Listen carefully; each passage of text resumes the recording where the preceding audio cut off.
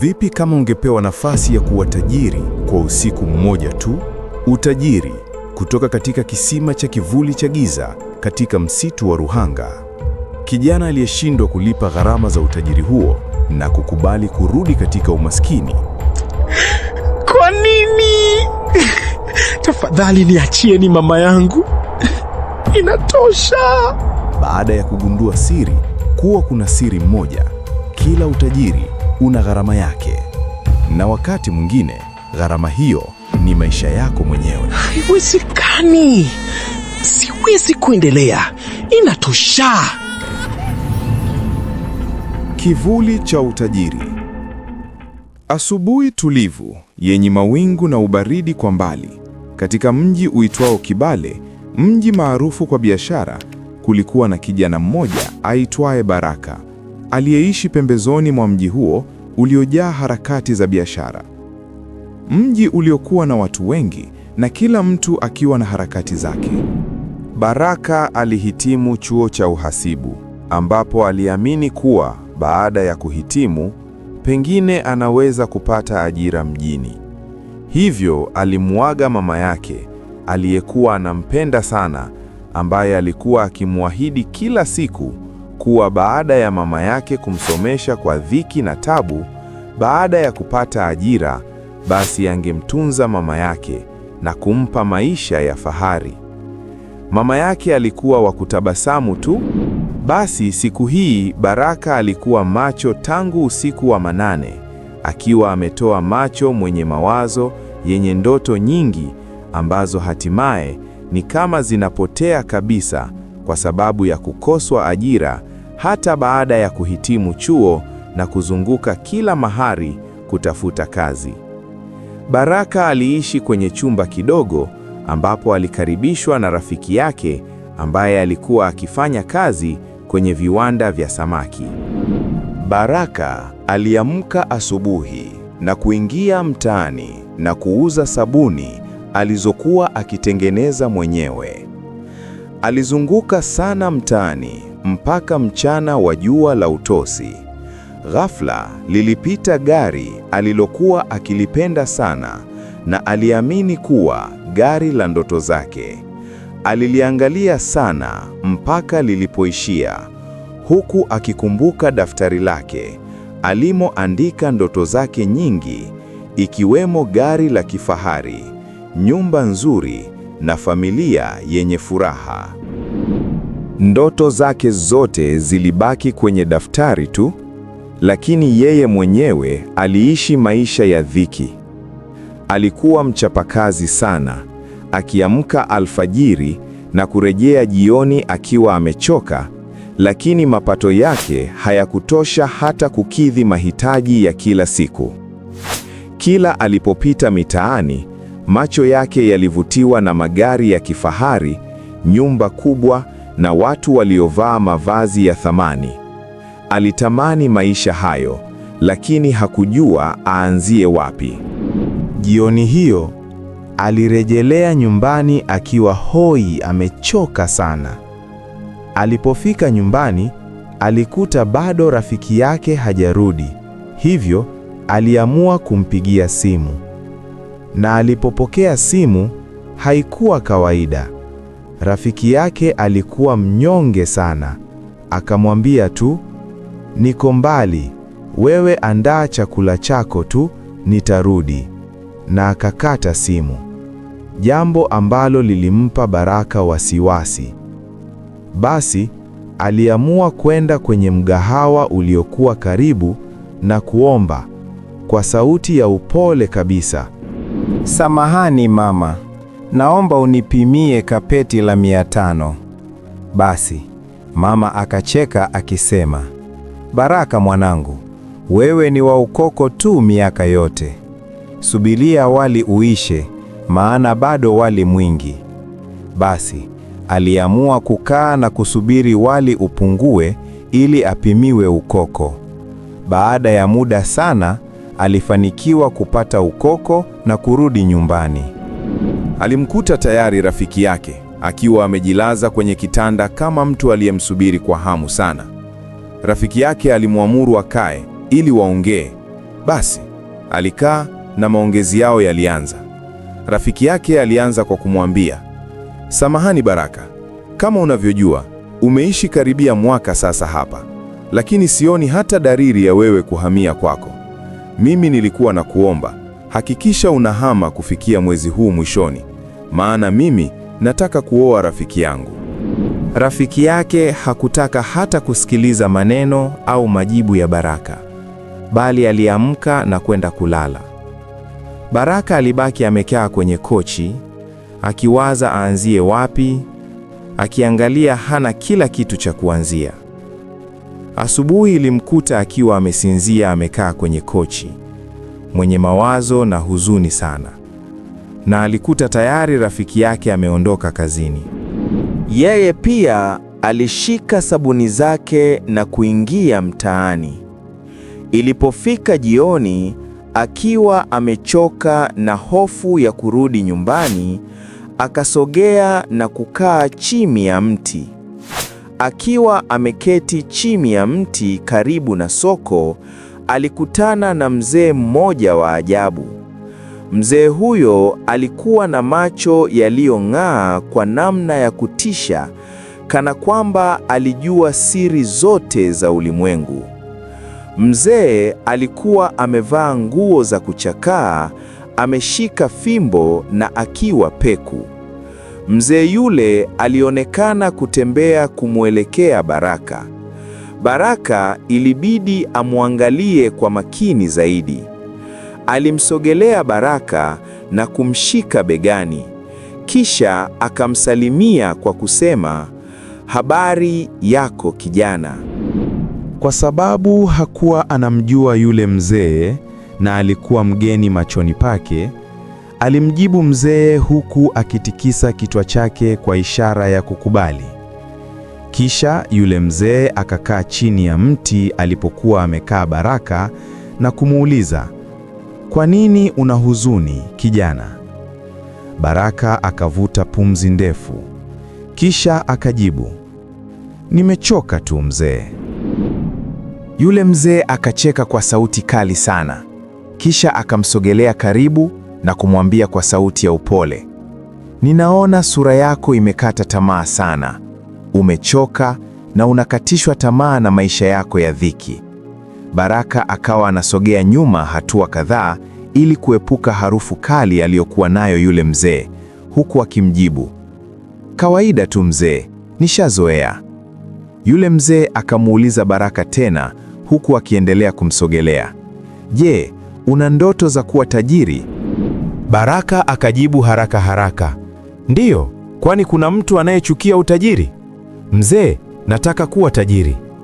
Yule mzee akamjibu akisema, safi sana kijana, mimi naweza kukufanya kuwa tajiri na hatimaye utimize ndoto zako, huku akimwangalia kwa macho yake makali sana. Baraka alimwangalia kwa muda mrefu kwa macho ya dharau, kisha akacheka kwa sauti sana, huku akimsogelea mzee na kumshika mavazi yake, akimuuliza, kwa nini usingeanza wewe kununua hata sabuni ya kufulia na kuogea na hata ndala tu mzee? Kwa huo utajiri ulionao ndo uje kunipa mimi? Mzee, nina madudu mengi sana kichwani, hebu niache nisije kukuharibia siku, huku akimsukuma yule mzee. Yule mzee akatabasamu tu, huku akisogea nyuma akiguna na kupumua pumzi ndefu sana. Kisha akasema, kijana, hauna nyota ya kuwa tajiri na kufanikiwa ndoto zako mwenyewe. Bila msaada na gharama, hautafanikiwa kamwe. Mimi naondoka, lakini siku ukiona au ukihitaji msaada wangu, nipo na kusubiri. Nitafute, nitakusaidia. Baraka aliendelea kucheka kwa kicheko cha hasira, huku akigeuka huko na huko kwa kutikisa kichwa chake. Mara alipotuliza kichwa chake, alihisi kimya, na alipoangalia mbele yake yule mzee hakuwepo. Akajaribu kuchungulia huko na huko, lakini hakuona dalili zozote za uwepo wa yule mzee. Aliingiwa na hofu sana, akijisemesha mwenyewe, huyu mzee alikuwa na nguvu gani ya kutembea haraka kiasi hiki nisimuone hata akiishia. Hofu ilikuwa kubwa na akajikuta anajawa na woga na kutembea haraka sana kuelekea nyumbani.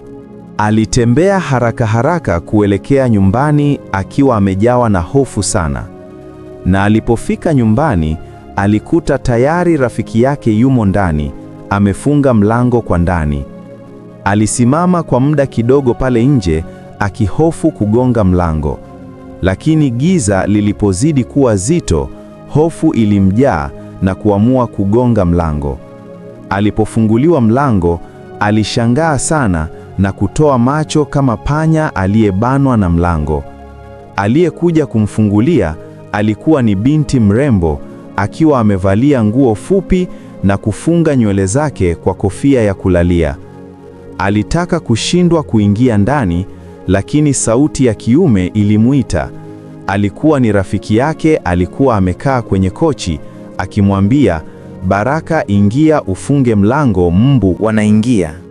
Baraka akaingia na kufunga mlango na kukaa kwenye kochi ambapo alikuwa amekaa rafiki yake, wakati yule dada mrembo akienda kujilaza kwenye kitanda.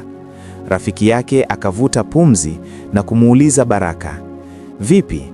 Umefikia wapi kuhusu kutafuta mahali pa kuishi?" Baraka alikaa kimya kwa muda, kisha akajibu, "Naomba kulala leo tu, alafu kesho nitaondoka." Basi rafiki yake aliguna na kuondoka kulala kitandani na kulala na yule dada mrembo. Baraka asubuhi mapema aliondoka na kuendelea kuuza sabuni kama kawaida, ili ikiwezekana hata apate pesa kidogo, ili akakodi chumba kwa siku moja tu na kuendelea kutafuta pesa akapange chumba. Lakini jambo la kushangaza, alizunguka mchana kutwa na hakufanikiwa kupata chochote zaidi ya wateja kuulizia bei tu na kuondoka bila kununua. Akiwa na njaa, akitembea njiani kwa huzuni sana, akapigiwa simu na rafiki yake akisema, "Nimeweka nguo zako kwenye korido hapa nje. Ukija, usisumbuke kugonga mlango, sawa?"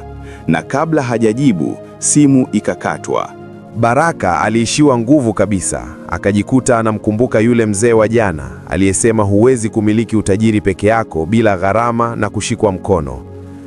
Akakumbuka yule mzee alimwambia, "Kama ukinihitaji tena, nitafute." Baraka akawa anawaza namna gani anaweza kumpata yule mzee. Akawaza kurudi chini ya ule mti, japo kulikuwa na kigiza na nuru hafifu wa mbaramwezi.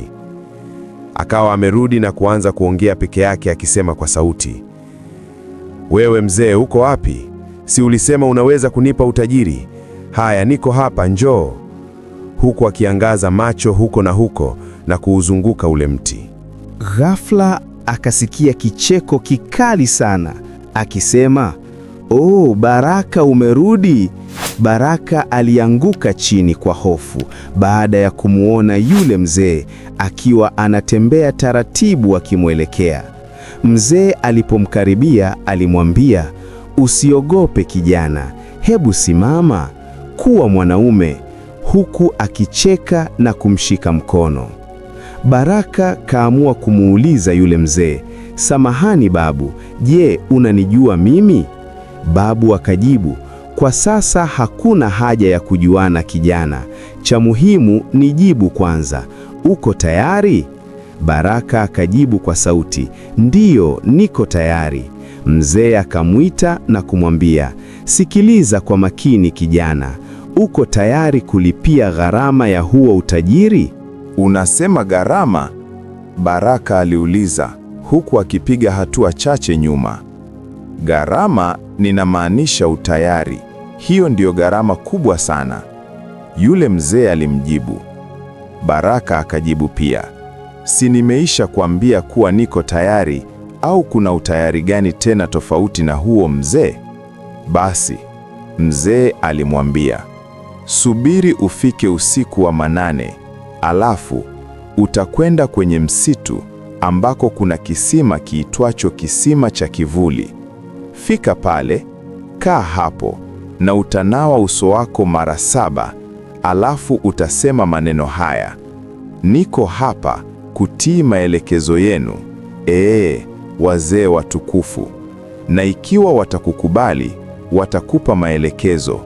Fuata hayo maelekezo yao bila kupinga au kuuliza. Ukishinda mitihani yao, utakuwa ndio mwanzo wa maisha yako mapya. Umeelewa, Baraka? Baraka alitikisa kichwa, ishara ya kukubali, akionekana uso wa hofu. Mzee alimpiga mara 3 begani kama kumtia moyo, huku akirudi nyuma na kutokomea gizani. Basi mzee aliondoka na Baraka alibaki pale pale hadi usiku wa manane na kuelekea huko kwenye kisima cha kivuli.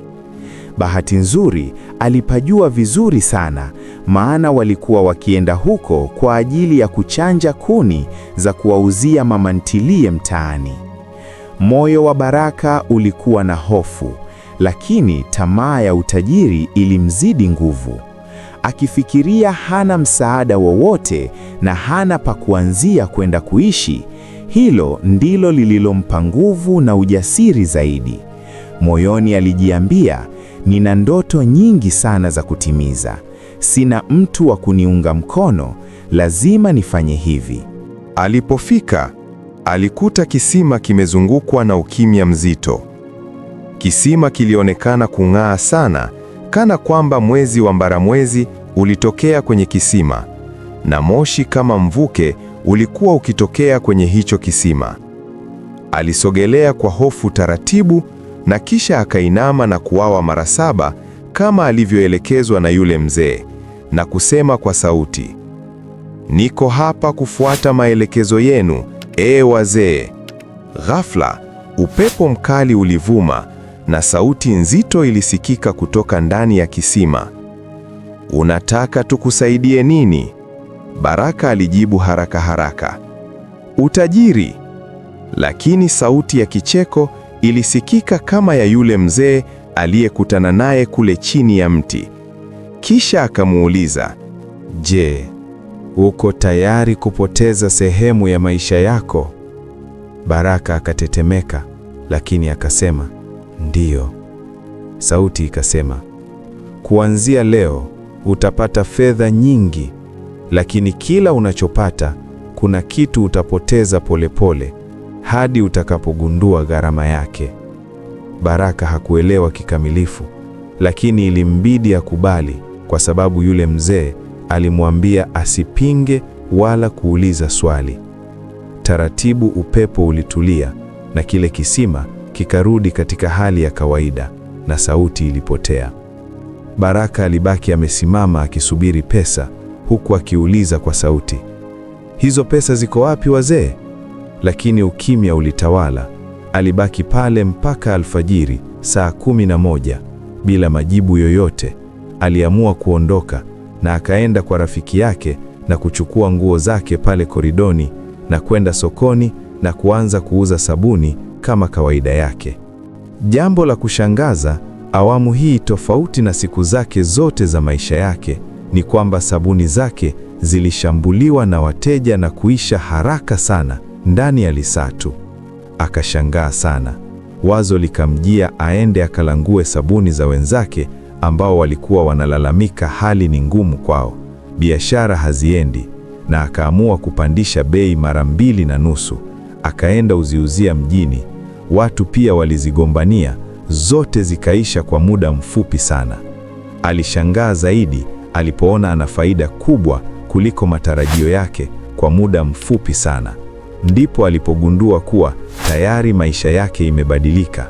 Aliamua kuanza kulangua bidhaa ndogo ndogo na kuuza mtaani, na kwa siku alipata faida kubwa sana. Alifungua maduka makubwa, alinunua vyombo vya usafirishaji na kuwaajiri vijana. Kiukweli, jina lake lilijengeka ndani ya muda mfupi sana. Alinunua nyumba kubwa, gari la kifahari, na watu wakaanza kumheshimu. Mchana mmoja akiwa amekaa kwenye bustani moja akinywa kinywaji alichokuwa anakipenda sana akiwa peke yake, alimuona yule mzee. Awamu hii alikuwa amependeza sana, amevaa nguo za kifahari. Alimfuata na kukaa naye kwenye kiti. Baraka alishtuka sana kumuona. Akamuuliza, ni wewe tena? Mzee alicheka kicheko chake kama kawaida. Baraka akamuuliza, hivi wewe ni nani? Mzee akamjibu, mimi ni wewe. Ukifanikiwa wewe, nimefanikiwa mimi. Ulipo wewe, nipo mimi pia. Jina lako ni nani? Baraka alimuuliza kwa ukali kidogo. Mzee akamjibu, mimi ni Baraka. Sikiliza kijana, sipo hapa kubishana. Nimekuja kukupa taarifa. Huu ni muda wa kulipa gharama. Lazima tulipe. Gharama gani tena mzee? Baraka aliuliza huku akitoa macho. Chagua mwenyewe. Je, wataka kupoteza vitu vya nje baada ya muda mfupi au vya ndani baada ya muda mrefu? Mzee yule alimuuliza Baraka huku amemtolea macho makali. Baraka kwa hofu na kigugumizi alijibu huku machozi yakimlenga, vitu vya nje. Mzee akamjibu, sasa utamnunulia mtu yoyote zawadi ya gharama, utampa kila Ijumaa ya mwisho wa mwezi. Usisahau, usipofanya hivyo itagharimu uhai wa mtu wa thamani wa ndani. Mzee aliongea na kuondoka kutokomea gizani. Baraka alitetemeka huku akisimama na kuhesabu tarehe, na ndipo alipogundua Ijumaa ijayo ndiyo ya mwisho ya mwezi huo. Hivyo alianza kufanya hiyo kafara yake. Alimnunulia mfanyakazi wake mmoja gari ya fahari, akidai anampongeza kwa kufanya kazi kwa bidii sana. Mwezi mmoja baadaye, yule mfanyakazi alimpoteza mwanaye wa kwanza wa kiume kwa kugongwa na hiyo gari. Kafara iliyofuata, aliamua kuwagawia chakula watu wasiojiweza na kitita cha pesa. Taarifa zilisambaa kuwa moja ya nyumba ya watu wasiojiweza imeanguka na kuua watu 3.